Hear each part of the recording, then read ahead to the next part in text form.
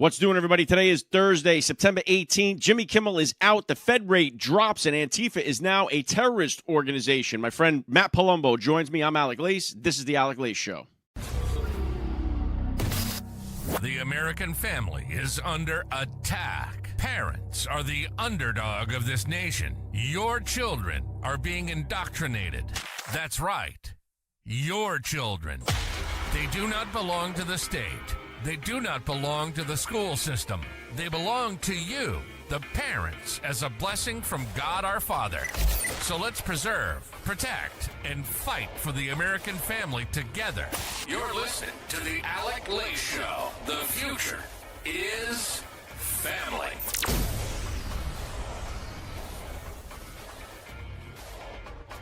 All right, welcome everybody to the AlecLace Show. I'm happy and honored as always to be here with you guys. Thanks for tuning in. If you're watching the broadcast as it streams live on Rumble, please get down there, hit the share button. Let's get as many people into the live broadcast as possible. Don't forget to follow the channel no matter where you're listening.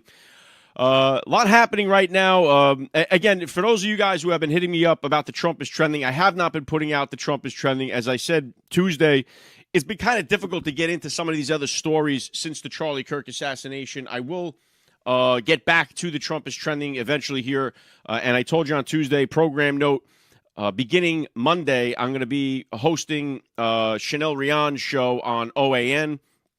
So I will be doing that Monday, Tuesday, Wednesday next week. So you're not going to get a Trump is trending there either. But probably the following week, I'll be back to doing the Trump is trending. So hang tight on that. I know a lot of you guys enjoy the Trump is trending. I do as well. So I will get back to it. And don't forget, I'll be covering Fine Point with Chanel Rian. I'll be guest hosting her program on One America News Network Monday, Tuesday, Wednesday. So if you have YouTube TV and the NFL ticket, you'll get that channel. It's on Spectrum if that's your cable provider, or you can watch through the app. All right, and I hope you guys can tune in and support. So big news yesterday, I guess. Obviously we're still covering all of the Charlie Kirk. I'm going to get to some of that in a second, but Jimmy Kimmel getting canned by ABC or Disney, whatever you want to say, was the big news going around last night. It ignited like a firestorm of everybody, crying, from the left. President Trump chimed in on this, saying, "Great news for America. The ratings challenge Jimmy Kimmel show is canceled. Congratulations to ABC for finally having the courage to do what had to be done. Kimmel has zero talent, the worst ratings, even Colbert, if that's possible. That leaves Jimmy and Seth, two total losers on fake news NBC. Their ratings are also horrible. Do it, NBC." President Donald J. Trump. And he is right. Their ratings do suck. They're not funny. They have been just overcome with Trump derangement syndrome. All the late night shows have. It's been ridiculous to watch. They're unwatchable. Even Saturday Night Live, to a certain degree, has become unwatchable. They have been consumed by hatred for President Donald Trump, and then by proxy, they have been consumed by hatred of you who follow him. And it's been brutal to watch. Now, you get the people on the left now trying to hide behind free speech. Oh, now we're for free speech. We want free speech.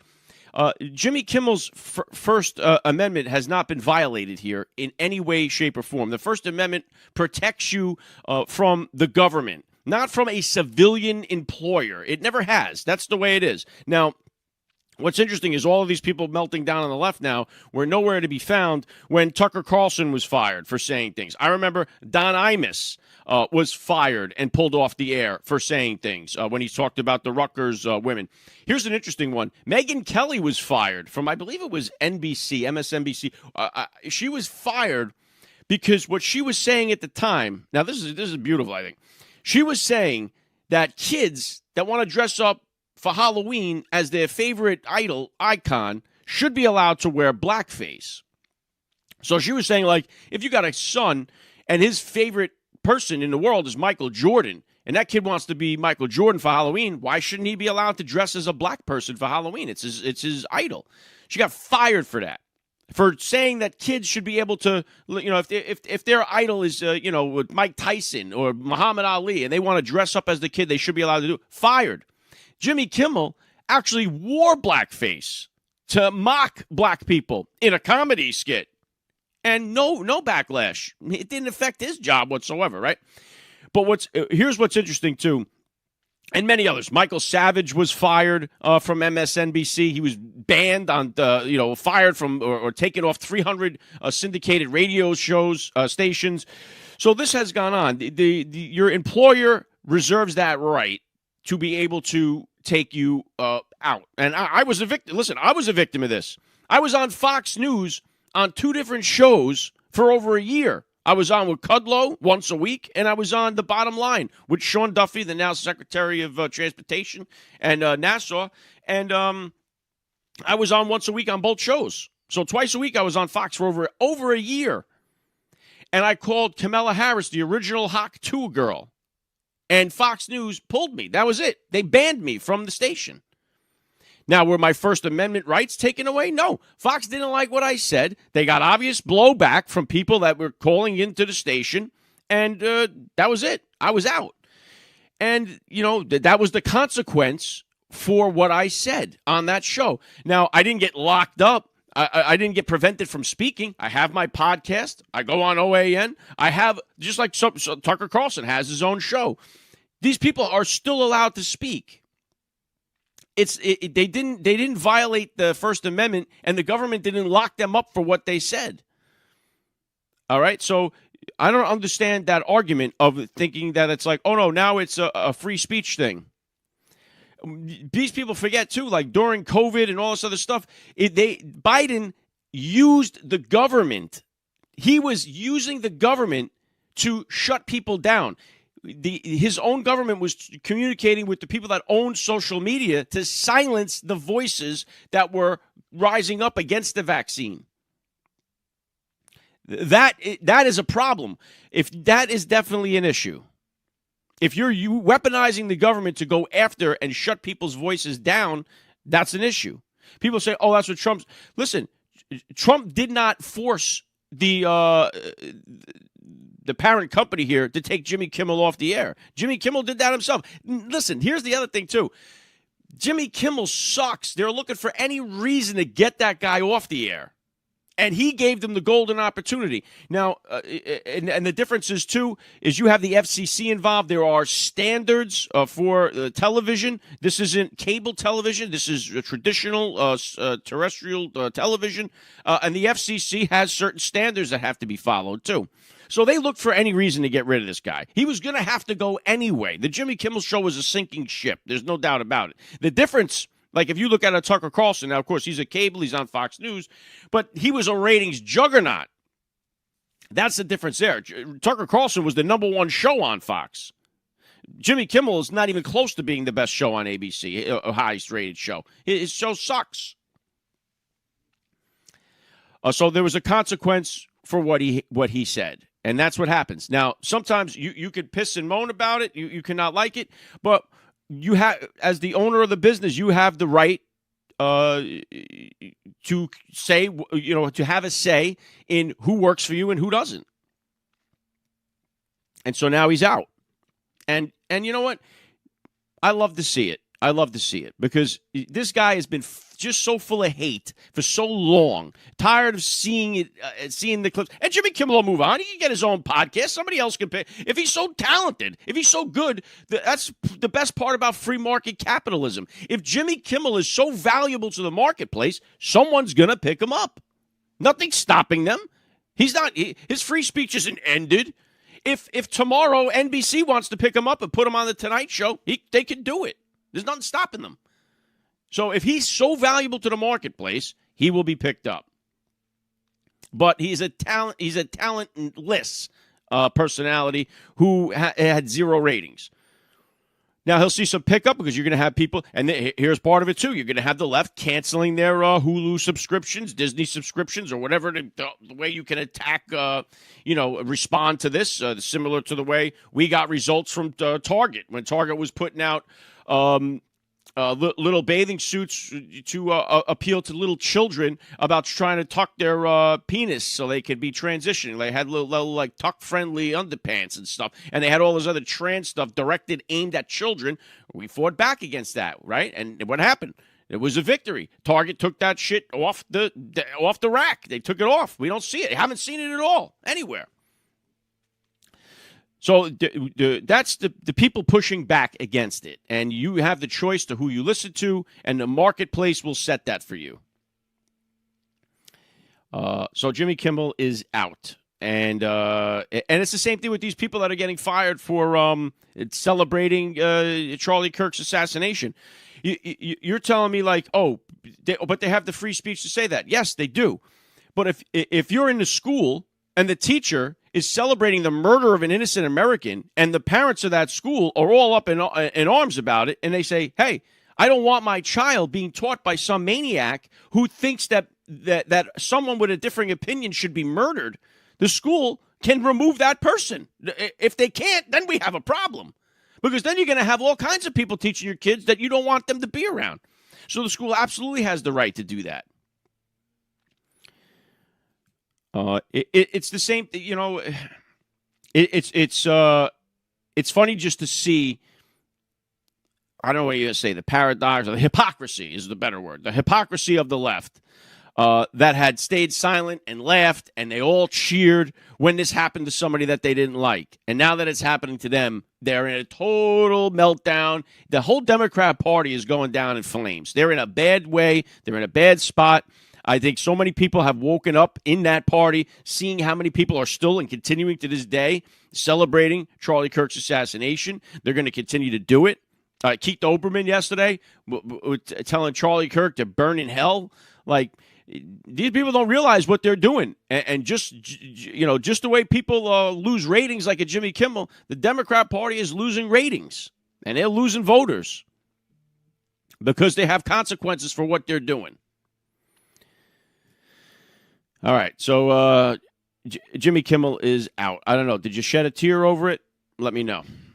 The other thing yesterday that was huge from President Donald Trump was he declared Antifa a terrorist organization. I got Matt Palumbo joining me in a little bit. We're going to get into this because he's got a new book coming out about George Soros' son, who has been George Soros, we know, is funding this Antifa and funded so many of these different BLM riots that were going on. But anyway, we're going to get into that with him. Here was Trump. I am pleased to inform our many USA patriots that I am designating Antifa a sick, dangerous, radical left disaster as a major terrorist organization. I will also be strongly recommending that those funding Antifa be thoroughly investigated in accordance with the highest legal standards and practices. Thank you for your attention to this matter. And that is the key part of this is finding out where the money is coming from to organize these Antifa thugs is what you would say. This should have had, listen, shoulda, coulda, woulda. Yes, I think this should have happened many years ago, but it's happening now. And it's funny how the people on the left are like, oh, Antifa doesn't exist. It's just an idea. Like, okay, well, does the mafia exist? Does it have a website you can go to? Does it have a building headquarters? Does it register with the IRS? Is it a real entity, or is it just an idea, right? ISIS, the same thing. Is ISIS a real thing? Or are the Sinaloa cartels, or all these Mexican cartels, are they real or just an idea? Do they actually have a headquarters and a website you can go to and apply for a job? I mean, the left is so stupid with this. It's like if they don't have a headquarters, then they're not real. There's no address for them. How do I get in touch with Antifa? Well, how do you get in touch with the mafia? How do you get in touch with the families? What do? You look up in the phone book? Is that how you do it? You Google them and say, I want to speak to the Godfather? Is that what you do? Call 411 information. Do they still have 411? I doubt it, right? You call 411, say, yes, I'd like to speak to the head of the Palumbo crime family, please. Is that how you get in touch with the mafia? Like, oh, Antifa doesn't exist. And we all know it does, right? That each chapter has like their own social media presence and following, right? There's like at least like 80 chapters of this stuff. They're everywhere. You see them in every one of these rides. They all show up organized, wearing the same thing. They look like the Foot Clan from the Teenage Mutant Ninja Turtles, right? That's how they look. And say, oh, it doesn't exist. Charlie Kirk had been calling for them to be called a terrorist organization years ago. And he knew how dangerous it was. He even tweeted, how many more people have to get murdered before they will recognize this Antifa? And he ended up being one of them. And this guy has the anti-fascist engraved on the bullet. And then you have like the New York Times saying, "Oh, the engravings. Turns out the messages didn't mean anything. They were meaningless." It's crazy to watch the left react to all this stuff. And just as much, as they danced on Charlie Kirk's grave and are celebrating the fact that he's dead, the other thing that gives you an idea of how soulless the left is, here it was Luigi Maggioni yesterday.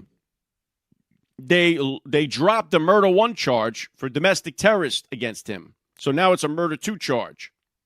Now he's still going to go to prison for life, I would imagine. We'll see. But they dropped it from murder 1 to murder 2.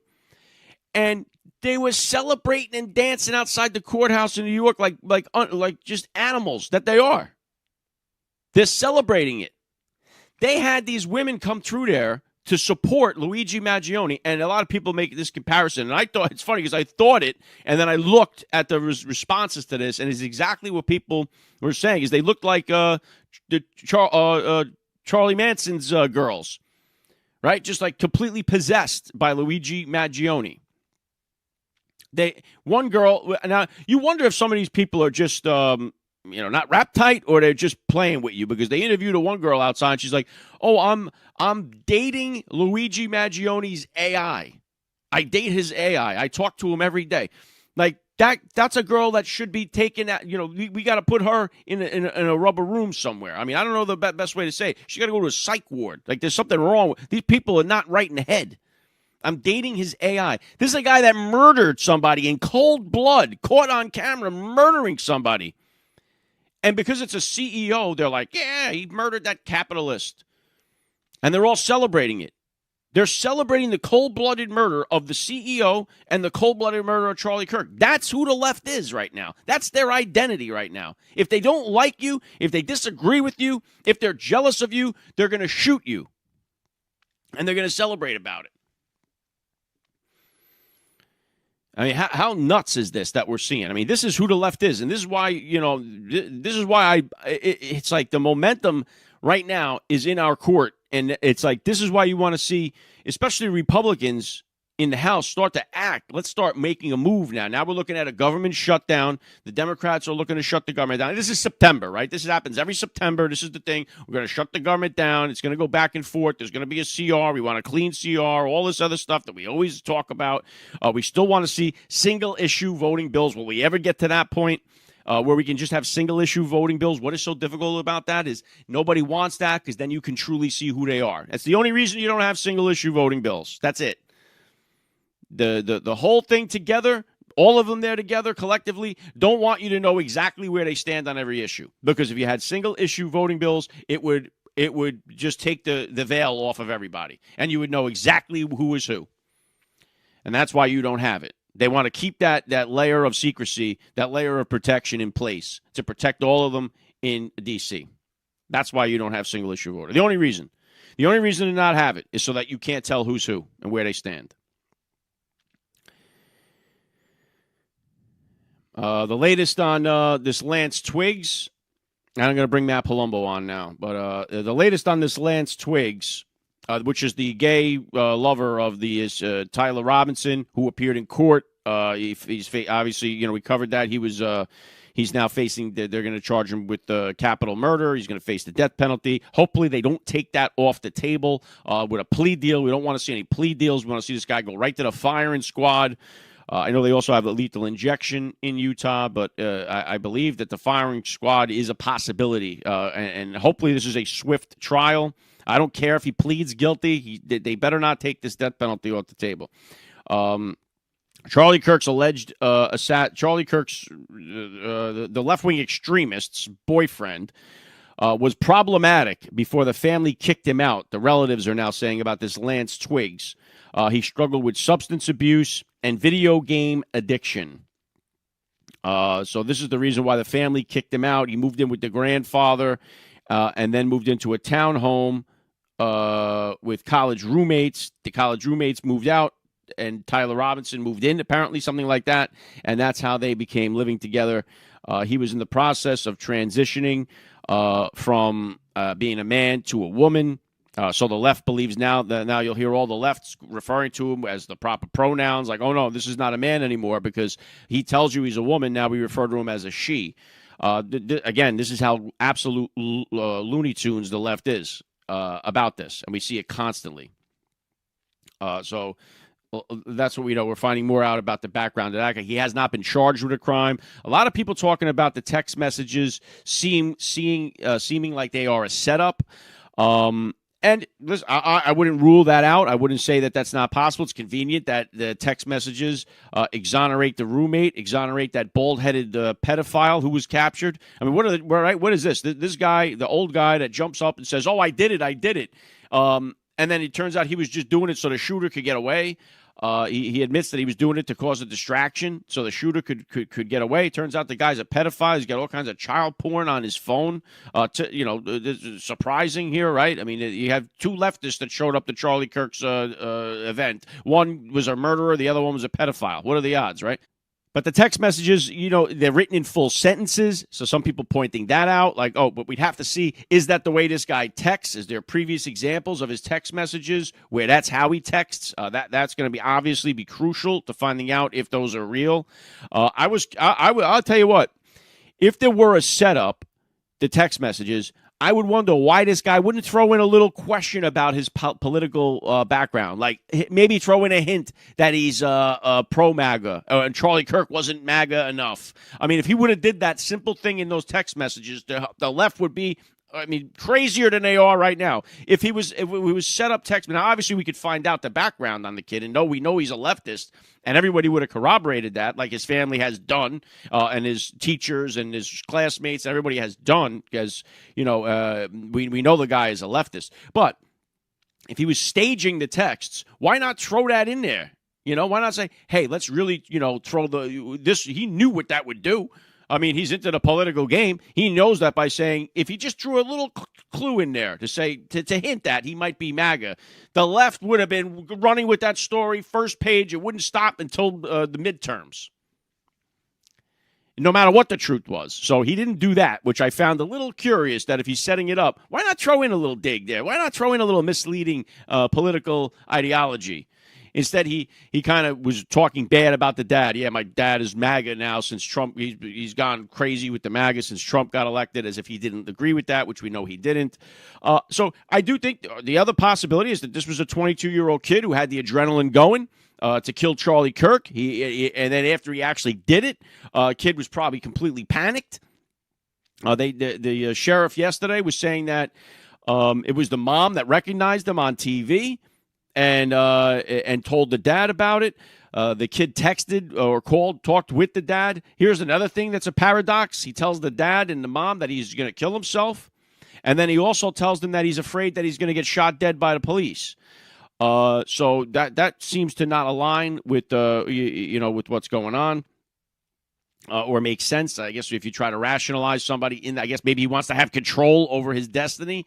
He wants to take his own life, not have somebody take it after he just took a life. So, figure that out.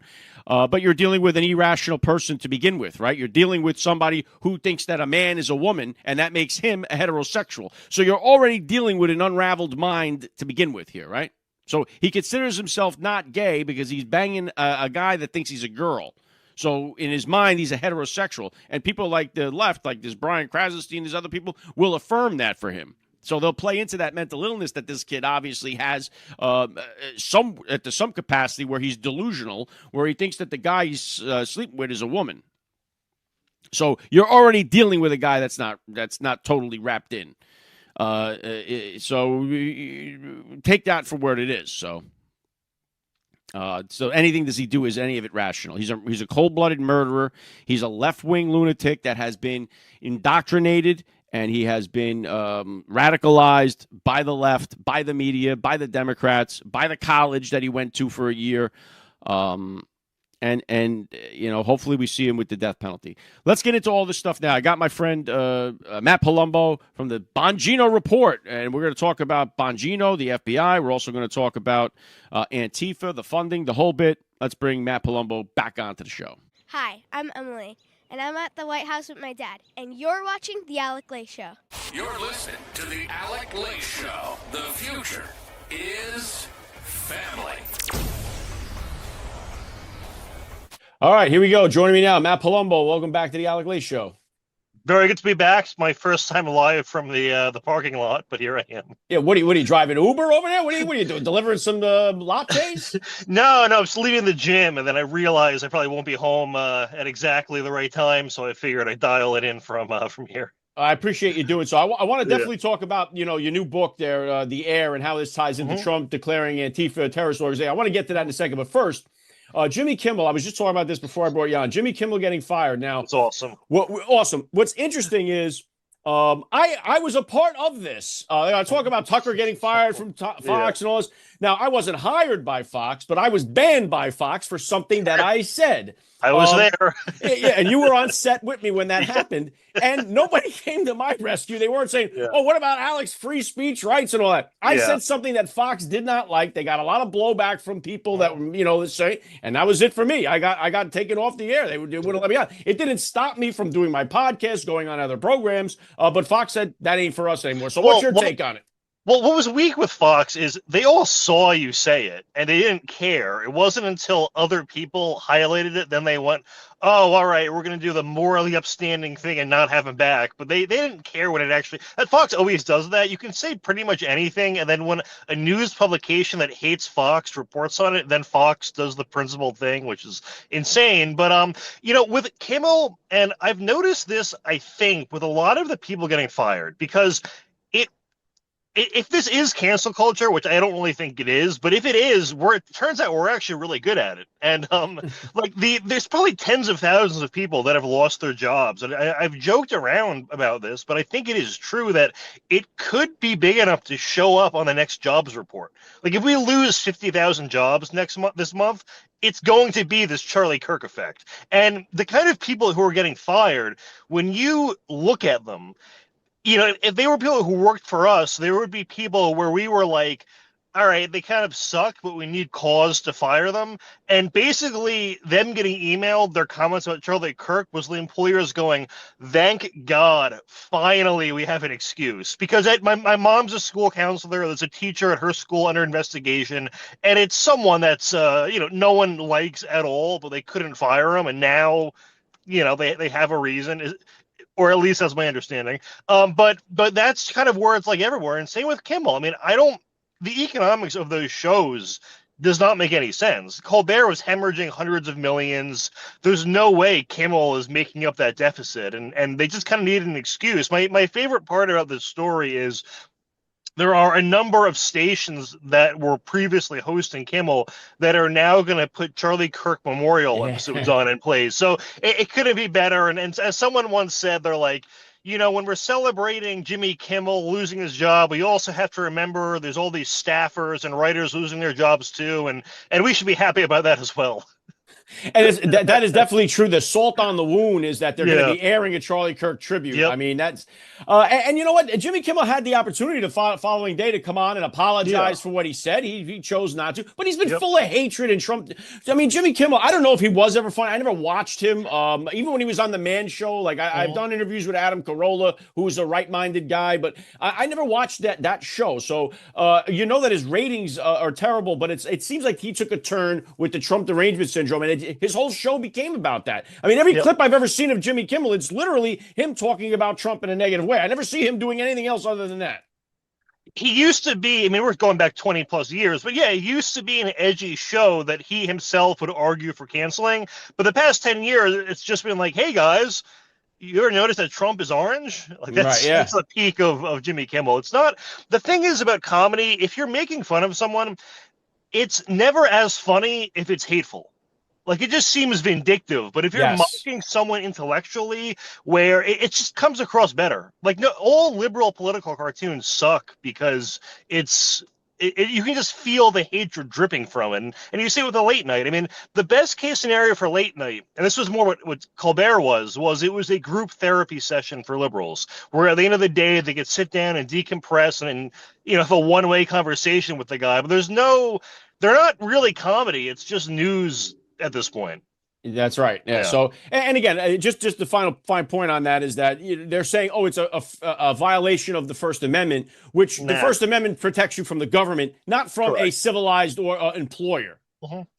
And that's the thing. Like, listen, we all agree culturally as well with the First Amendment in that, when the left was doing cancel culture, it was someone tweeted something 15 years ago that we're just bringing up now that they may not even believe anymore, that was normal back then. And to be honest, I think everything normal 10 or 20 years ago is still normal today. That we just move the goalposts arbitrarily and decide like, oh, people back then. And I'm like, in the context of history, that was last Tuesday. Like, what are we kidding ourselves? But that's way different than someone saying, yeah, I'm great. I'm glad Charlie Kirk's kids will have to grow up without a father. That's different than someone, using the word like Negro or something in a tweet 30 years ago. I know Twitter wasn't around then, but you know what I mean. It's just it's a world apart. Yes, there's no question about it. So let me switch over here to Antifa now, because Trump put out the thing that he's designating Antifa a sick, dangerous, radical left disaster as a major terrorist organization. So he says he'll be strongly recommending those funding Antifa thoroughly investigated. Now, I know you have the book out, coming out, The Air, Inside the Not So Secret Network of Alec Soros. Many people believe that Alec Soros is a big funder of these Antifa groups and stuff like that. So what is this going to mean now that they're designated a terrorist organization? And is there a connection to Soros? So they fund a lot of groups that I would say are Antifa adjacent, but the people who are part of them are sympathetic to Antifa or are part of both groups. So any like Black Lives Matter and Black Lives Matter adjacent group, I mean, they're all the same group where they rearrange the names, like the Movement for Black Lives, the Black Lives Movement, it's all the same group in different forms. And they get tens of millions of dollars, or at least have. And then there's the prosecutors that Alex continues to fund that are their enablers. And like the mayor of Berkeley, for instance, at least I think he's still the mayor, he likes the local Antifa page on Facebook. So a lot of these people are connected. The only challenge, I guess, will be in defining what is and isn't Antifa, but it'll be easy in that 99% of them just have Antifa in the name, so it kind of makes the job a bit easier. There are a lot of Antifa adjacent groups that don't have it in the name, but identify as anti-fascist that I think would also be fair game. And I don't know the full consequence of it, but when we designated the narco people terrorists, it turns out we can just nuke them out of orbit, and there's just no consequences. So I don't know if that's the same with Antifa. I think that's just the end of them. They're not, they're good at fighting the government, like when it's 2021 or 2020 when they were all castrated and they wouldn't do anything. But I don't think a drone strike is going to be something they want to fight. So yeah. Well, what's funny too is that it would kind of probably be hard for the FBI to like infiltrate the Antifa group like they did with like a Donnie Brasco into the mafia type thing, because you got to get some whacked out guy with nose rings and pink hair. You got to find somebody for that. And also, to your point, with the narco terrorists who they're sympathizing with now, the left is like, no, we should. You would imagine that the next guy up on the boat is probably like, hey, I'm the one driving this now. Nobody wants that job anymore. Yeah. Well, that's what they don't get is one drone strike in a narco boat. The deterrence of that is so much greater than this abstract worry of like, maybe I'll get caught, but then I'll just get deported back here anyway. So does it really matter? And yeah, this is fire and fury. It's fantastic. And yeah, for the left is defending it. First, they came for the narco traffickers, and I said nothing. well, so obviously it's been, we've all watched them celebrating Charlie Kirk's assassination. They're siding with the narco terrorists, and also yesterday you had them all cheering, not all, but many of them cheering for the Luigi Maggioni getting a reduced charge from murder 1 to murder 2, and they're out there dancing around in the streets and celebrating another cold-blooded killer. It's just a weird thing to celebrate. He's going to jail for life regardless. So it's okay. He's going to jail for life with one fewer charge. It's I don't know. It's weird to live vicariously through that. Like I just don't get it. They're total losers. And it's unfortunately the celebration of Charlie is not surprised in giving that. And Charlie will not be the last unless we beat them. It's going to be every single person. And I literally mean anyone, even a private citizen who dies, if it gets mentioned anywhere and their politics are mentioned, some people like this will dance on their grave. And Someone on Twitter was like, I mean, the average roofer is 30 points to the right of Charlie Kirk. I mean, Right. they're all fair game. You and I are fair. We're probably to the right of Charlie Kirk. We're fair game. And even people who are to the left of him, I mean, they all want to murder J.K. Rowling, and she has one single right-wing position, which is just basic biology. So it's really anyone who's not 100% with them.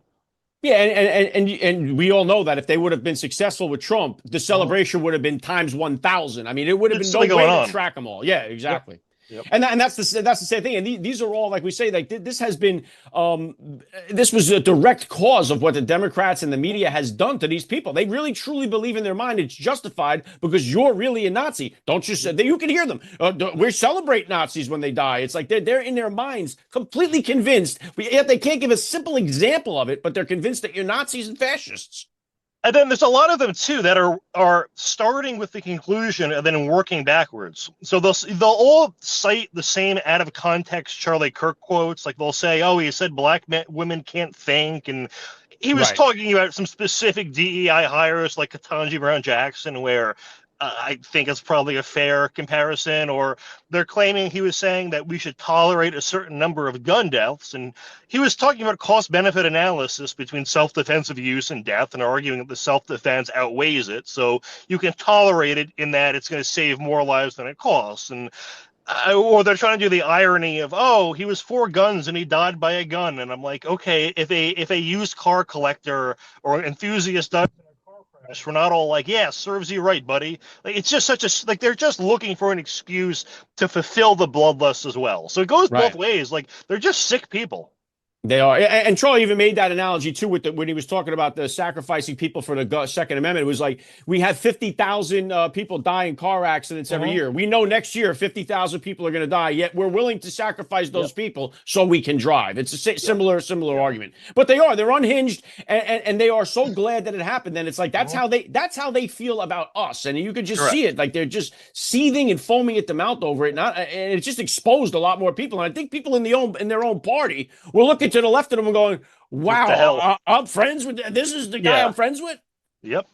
The thing is too, like, everyone is seeing it. Everyone has someone they went to high school or college with who's celebrating it. Like some girl I went to high school with, mom was posting about it, and I'm like, how do you people even have it? You're a cashier at Kohl's. Like, how do you have a fucking opinion on this? Like, why are you this deeply invested in this? And it was the same, one of the out of context quotes she was citing. I don't respond to any of these people because it's like, does anyone really think you're going to be able to convince any of them who think this stuff? And I think the answer is no. But no, everyone, I've seen it, and from multiple people, and I just unfriend them or so. Like, I just don't want to share a country with them, to be quite frank. And one of the other things that I want to I'll get your take on here is these video game chat rooms has become a thing everyone's talking about, because with these young kids, you have people that are in there specifically in there for the wrong reasons. They're not in there to play the video game. They're in there to indoctrinate or groom or do something like that. So I don't know what can actually be done to get in there, because it's so wide and so vast and so hard to track and figure out who's who. What do you do to kind of counter? I mean, obviously parenting could be one thing you could do, but what does the Trump, or what do we do to try to kind of cut down on that? Like, I know that I think Snapchat, if you post, like, if you're sending photos of drugs to people, like drug dealing through the platform, I think it can flag that. I think Facebook as well, if you say things that sound suicidal, even if it's in a private chat, they'll flag it and send you like a anti-suicide thing. I know on Apple's Alexa, there have been cases where it has called the cops because it has detected domestic violence situations. Wow. So, like, I don't want more invasions of privacy, but the fact of the matter is it's already happening. So if you could have an algorithm that says, like, if someone says, I'm going to shoot someone in the face, it gets flagged and submitted to someone, I wish we didn't have to have it, but it basically already exists in various forms. Wow. So yeah, I didn't know that. Yeah, I didn't know that that's happening. And that is a problem, because you don't want to be arguing with your buddy over like the Vikings-Panthers game or something. To be like, and you say something, and all of a sudden the police are at your door. And, so that's a problem. But that is the double-edged sword of this entire thing, is that there's so many good things we could do with it, but there's so many negative things that are happening, and there's no way to control one without screwing up the other. Yeah, I'd rather have none of it, but it's like, if it's gonna exist, we might as well try to use it for the right cause, I guess. Yeah, I don't know. I really don't know. And the other part of the lunacy is that you have, just like I pointed out the tweet by Brian Krasenstein, and they're talking about like how this is the lunacy of it, is that they believe that Tyler Robinson is a straight white man because he's sleeping with a guy that believes he's a woman. So that so that makes him heterosexual, not homo. And if you disagree with that, you're labeled as a bigot. And that's how do you combat that? Like, how do you even get through to that? Because that's their belief, and if you don't agree with it, they'll shoot you over it. I saw a quote unquote trans woman identify as a lesbian, and I'm like, so you're a straight guy with an extra step? Like, I don't, what the hell are we doing here? No, that's to my point. Like, you can't reason with these people at all. Like, having good faith debate for an end where, there's a shared end goal, and we just have differ on the way to get there, only works with people who have shared values. And the left they do this thing where they kind of pretend to be retarded, even though they already are, but they'll be like, I mean, what does far left even mean? What does Antifa even mean? Like, you're against the Nazis? And it's like, listen, we know, I'm not going to argue. If we're arguing definitions, I'm just not talking to you. Like, we all know what these things mean, so what are we doing here? But they just make it so you can't even engage to begin with them on purpose. Like the Supreme Court justice, we know that she knows what a woman is. Yet Correct. She's playing the game, and it's like, well, how do we now combat that? Because we know she knows the truth, but she's playing the game. Last thing, I know I'm keeping you too long. I don't want you. You're all good. You're all good. No rush. I want to get your take with the FBI. I know, obviously, you work with the Bongino report. Dan Bongino now with the FBI. Cash Patel. They've been taking some heat. Now, and I've been arguing too at the point of this was somebody that wasn't just a political figure. This was their friend. Dan Bongino, friends with Charlie Kirk. Cash Patel, friends with Charlie Kirk. This guy was murdered in a violent way, and they're in charge of the operation. Can't excuse them from some of this stuff. Want to see putting up the fact that they had the guy in custody, then taking it down. What's your take on how the FBI, in particular, Dan Bongino, have been handling this whole thing? Well, obviously, it was unfortunate with the first two suspects that they wrongly got, but the first one they got literally said, "I shot him." So what are you going to do? Go, you know what? I don't believe you. I think it's someone else. So that one was completely forgivable. And turns out he had child porn on his phone. Yep. It reminds me of the whole Rittenhouse thing where he shot 3 people and every single one of them had some skeleton where it's like, you should be in jail forever. You can literally just arrest a liberal and there's some criminal charge there. It's the craziest thing I've ever seen. I don't remember any details from the second guy, but while it is technically the case the FBI themselves didn't catch him, they did put out a photo of him, and that's where he got recognized from. So it worked. If they didn't do that, it wouldn't have happened. So, obviously it's disappointing. It took maybe a day longer than we thought, but they got the guy. It seems like they have DNA evidence from the scene to prove it. And they're saying there's maybe up to 20 other suspects, which I think makes sense. I mean, if you read the text between him and his boyfriend, I think, and a lot of people have commented, it does kind of seem like it's trying to create an alibi for the partner. Like, it's just to act like, here's my confession, so it doesn't look like you knew, that kind of thing. So there probably will be other people implicated. I mean, this guy was, I don't know. I don't think these people are good at keeping themselves quiet. I think they were probably fantasizing about it in their freak show little chat for a while, and that's all going to come out. So, listen, they banned Parler over January 6th, even though more of it was planned on Facebook than Parler. If they're not going to start putting restrictions on these sites, it does show how one-sided it is. Yeah. Yeah. Well, just like Lance Twiggs, I can go both ways on this thing here, because I can read the text messages and say it's staged, or I can read it and say maybe it's a kid panicking and now he's coming to his senses saying, man, what do I do? We don't know. But it's very hard. You'd have to see previous texts to see if this is the way he actually speaks in text, because people were pointing that out, that what 22-year-old texts in full sentences with punctuation. So that was another thing that right. I don't even do that, and I'm not in that generation. So a lot of questions, but it's like back to Cash and Dan.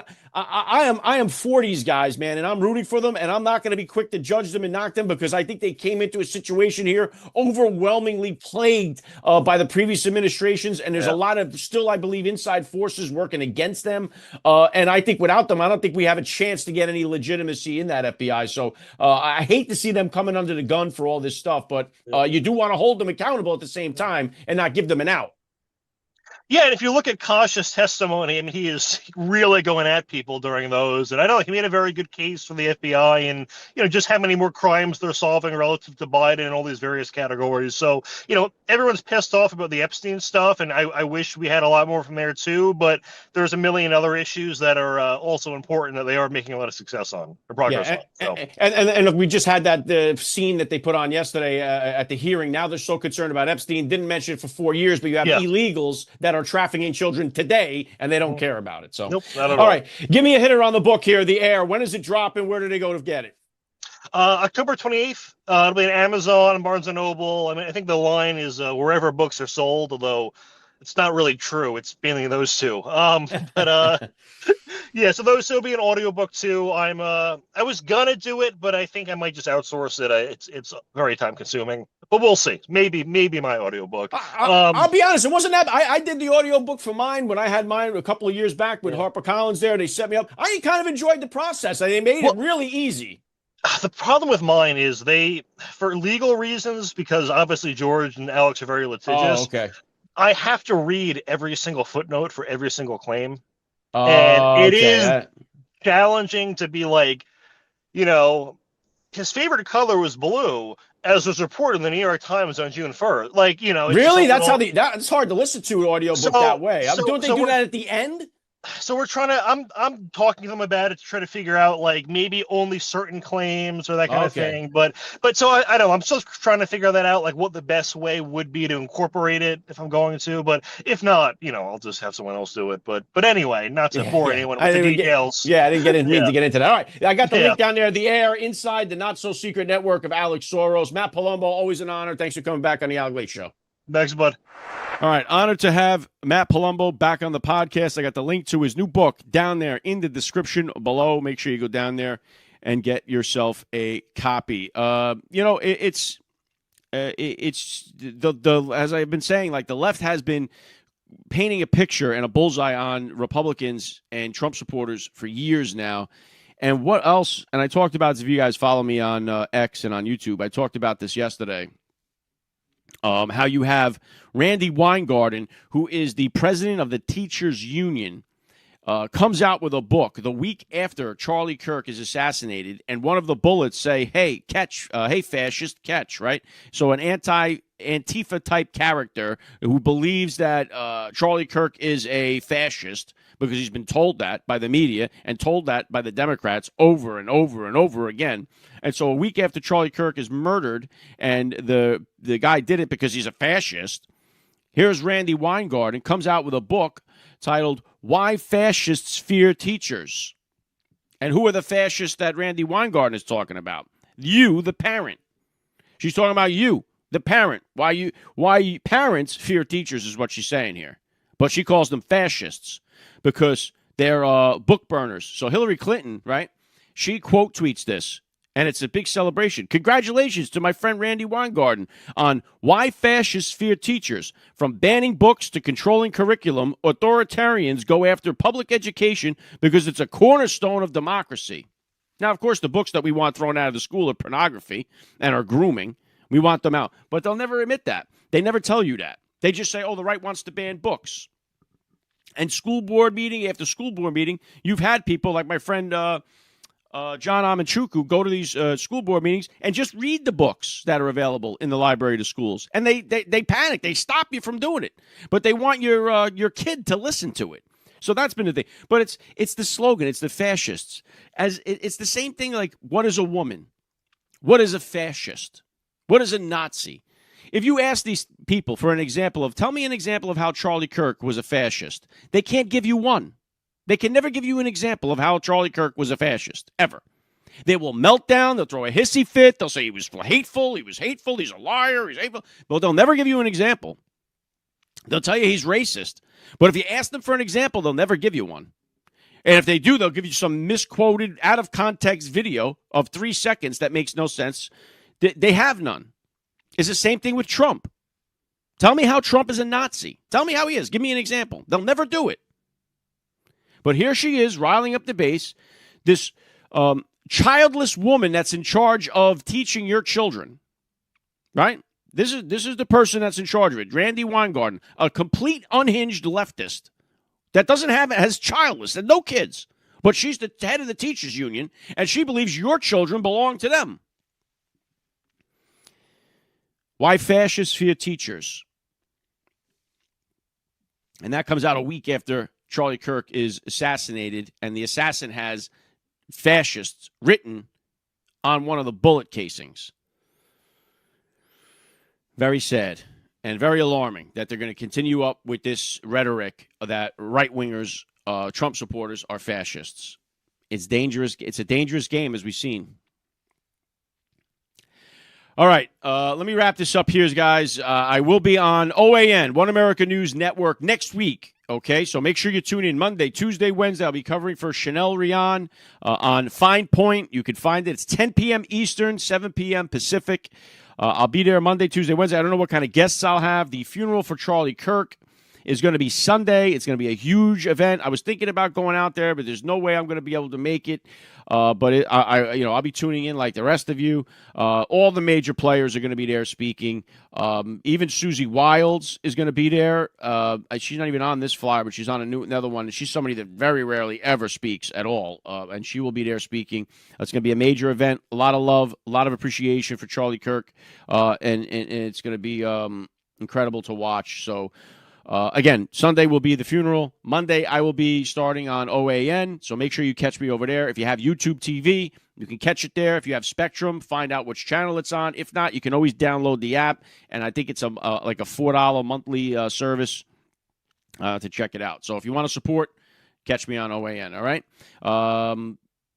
That's what I got for you guys today, all right? God bless you parents and you listeners out there. God bless our police, first responders, our military, our veterans. God bless America. God bless the Kirk family. And I'll see you guys next week. You're listening to the Alec Lace Show. The future is family.